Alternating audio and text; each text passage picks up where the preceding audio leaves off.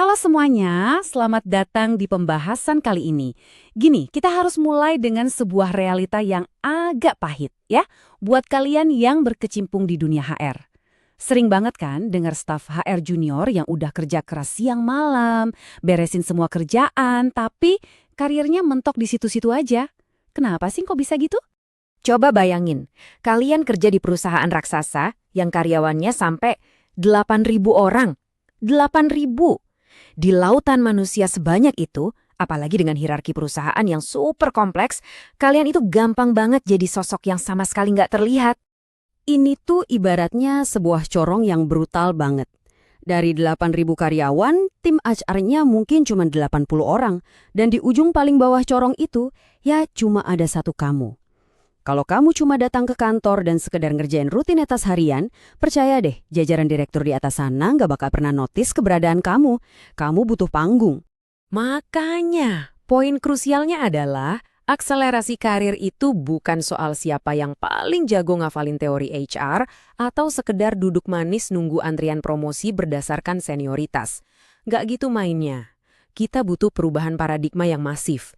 Kita harus berhenti jadi biasa aja dan mulai nguasain kapabilitas bisnis yang benar-benar bisa jadi game changer. Lupakan soal tips-tips standar yang ngebosenin. Di sesi ini kita bakal bedah sebuah playbook yang bisa dibilang semacam chip kode rahasia buat kalian. Playbook ini bertumpu pada 4 pilar krusial buat naikin level karir kalian. Kita langsung masuk aja ke level 1 ya, bahasa data. Udah waktunya kita berhenti ngandelin feeling doang pas ngambil keputusan. Nah, ada satu rahasia direktur yang menarik banget nih. Kalian pernah kepikiran nggak? Kenapa sih seorang lulusan matematika atau statistik bisa tiba-tiba melesat jadi HR Director? Jawabannya simpel banget. Mereka bisa ngasih kalkulasi yang presisi buat dukung keputusan strategis, bukan sekedar nebak-nebak. Jadi, mulai sekarang jangan anti sama spreadsheet ya. Jadikan itu senjata utama kalian. Coba bayangin, kalau kalian bisa nguasain 4 metrik krusial ini, mulai dari ngitung konversi funnel rekrutmen, mastiin akurasi payroll buat kompensasi, ngelacak kelincahan karyawan pas lagi mutasi, sampai nyajiin data historis kinerja buat promosi, dan hebatnya lagi, kalian bisa kasih datanya secara akurat kapanpun diminta, wah, nilai kalian di mata manajemen puncak bakal jadi mutlak dan gak akan tergantikan. Oke, lanjut naik ke level 2, visual storytelling. Gimana caranya kita nunjukin dampak nyata dari kerja keras kita? Gini ya, di dunia korporat, kerja keras banting tulang itu nggak ada artinya kalau cuma terkubur di tumpukan angka mentah yang bos kalian aja pusing bacanya. Rata-rata staf HR terjebak di siklus reaktif, sekedar ngerjain KPI standar, nunggu dievaluasi, terus berharap si bos ingat kontribusi mereka. Pasif banget kan? Nah, kita harus ubah jadi siklus proaktif. Kita kerjain yang ekstra, lalu kita ambil kendali penuh dengan bikin presentasi yang secara aktif, bikin atasan terkesima. Coba deh pakai taktik yang namanya My Legacy. Ini manuver insider yang keren banget. Jangan nunggu sampai ditanya evaluasinya. Kalian rangkum sendiri dan presentasikan pencapaian tahunan kalian pakai visual yang menarik. Dengan cara ini, kalian secara proaktif menanamkan ingatan yang kuat di kepala bos tentang apa aja yang udah kalian capai. Intinya, kalian sendiri yang pegang kendali atas narasi karir kalian.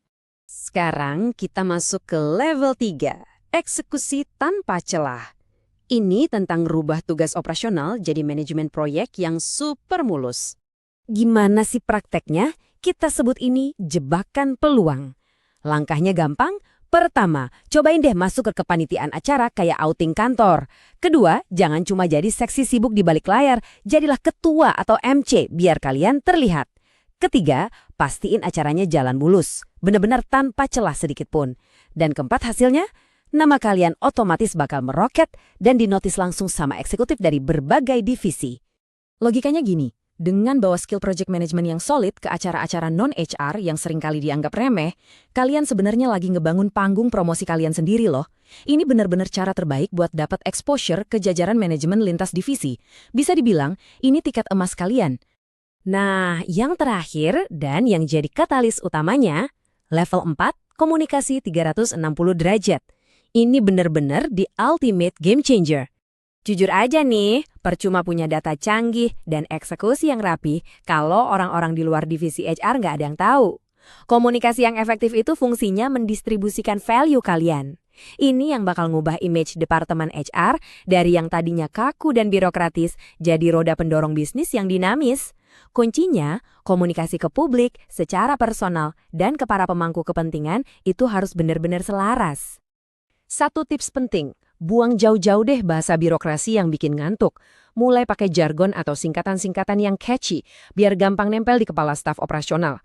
Kalau perlu, bikin karakter maskot visual sekalian. Taktik-taktik kreatif semacam ini bakal mastiin program HR kalian gak cuma berakhir jadi tumpukan memo yang masuk tong sampah, tapi beneran diingat dan disupport sama semua orang di perusahaan. Oke, sekarang mari kita gabungin semua level tadi ke dalam satu formula akselerasi karir. Ini semacam persamaan mutlak buat kalian ya. Rumus pamungkasnya kurang lebih kayak gini. Kalau kalian gabungin hard skills kalian, yaitu olah data dan visual storytelling, terus kalian kalikan dengan multiplier skills kayak eksekusi operasional dan komunikasi 360 derajat tadi, boom! Kalian bakal nyiptain momentum yang luar biasa raksasa.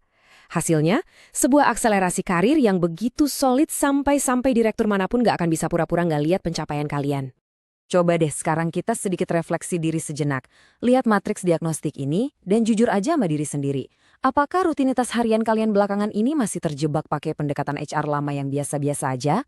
Atau kalian udah mulai bertransisi jadi seorang game changer dengan beneran rapin playbook ini di cara kalian ngelola data, bikin laporan bulanan, ngerjain tugas event, sampai ke gaya komunikasi kalian?